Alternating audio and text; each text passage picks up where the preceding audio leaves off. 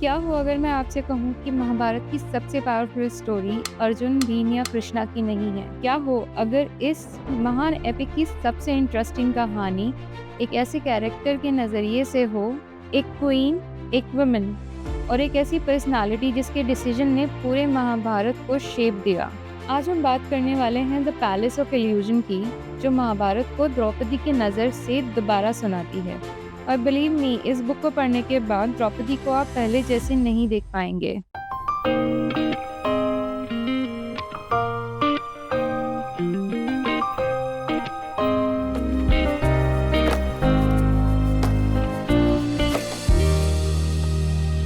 The Palace of Illusion Chitra Banerjee Divakaruni की एक best selling book है।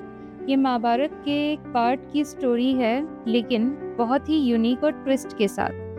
महाभारत में फोकस ज्यादातर पांडव, कौरव और कृष्णा पर होता है, लेकिन इस बुक में पूरी कहानी द्रौपदी के पर्सपेक्टिव से बताई गई है। उसके इमोशंस, उसके ड्रीम्स, उसके स्ट्रगल और उसके डिसीजन, यही बात इस बुक को इतना स्पेशल बनाती है। इस बुक की सबसे यूनिक बात है इसका पर्सपेक्टिव। हम सब महाभारत की कहानी को बचपन से सुनते आए हैं, लेकिन कभी सोचा है कि द्रौपदी ने इन सब इवेंट्स को कैसे एक्सपीरियंस किया होगा?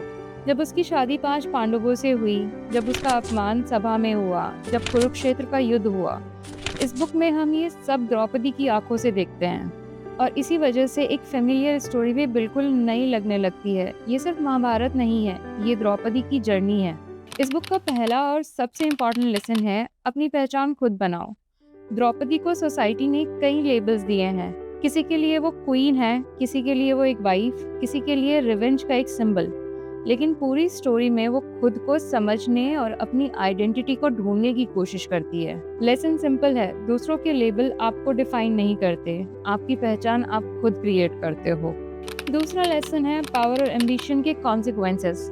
महाभारत के कई कैरेक्टर्स पावर, प्राइड और डिजायर की छवि दिखाते हैं, और उनके डिसीजन आखिरकार कॉन्फ्लिक्ट और डिस्ट्रक्शन की शुरुआत करते हैं। ये बुक हमें सिखाती है हर चॉइस का एक इम्पैक्ट होता है, इसीलिए लाइफ में बड़े डिसीजन लेने से पहले हमेशा सोचना चाहिए कि इसके रिजल्ट क्या हो सकते हैं।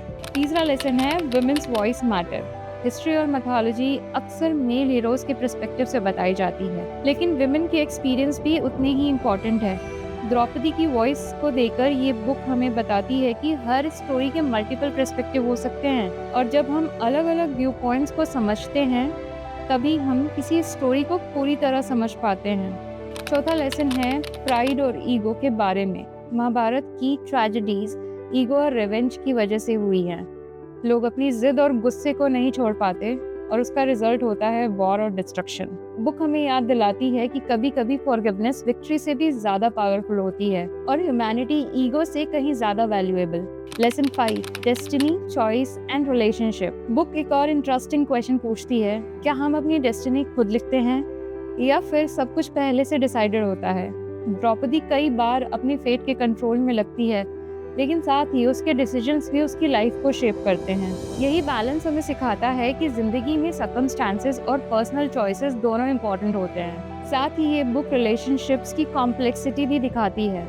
Love, friendship, loyalty, family responsibilities, इन सब के बीच कैरेक्टर्स स्ट्रगल करते दिखाई देते हैं, और हमें समझ आता है कि ह्यूमन इमोशन कभी सिंपल नहीं होते। अब बात करते हैं ऑथर चित्रा बनर्जी देवाकारुणी की।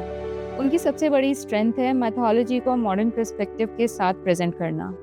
वो स्ट्रॉन्ग फीमेल कैरेक्टर को सेंटर स्टेज देती हैं, इंडियन कल्चर, ट्रेडिशंस और इमोशंस को डीपली एक्सप्लोर करती हैं, और सबसे खास बात, वो मैथोलॉजिकल कैरेक्टर्स को इतना ह्यूमन बना देती हैं कि रीडर्स उनसे इमोशनली कनेक्ट करने लगते हैं। उनकी राइटिंग पोएटिक भी है और इमोशनली पावरफुल भी।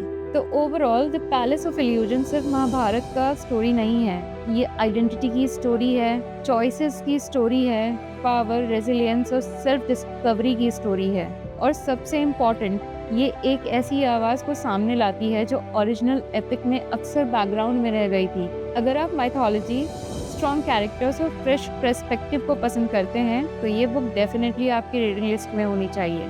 और अगर आपको ऐसी बुक समरीज और रिव्यूज़ पसंद हैं, तो चैनल को सब्सक्राइब करना मत भूलिए। मिलते हैं नेक्स्ट वीडियो में एक और अमेजिंग बुक के साथ।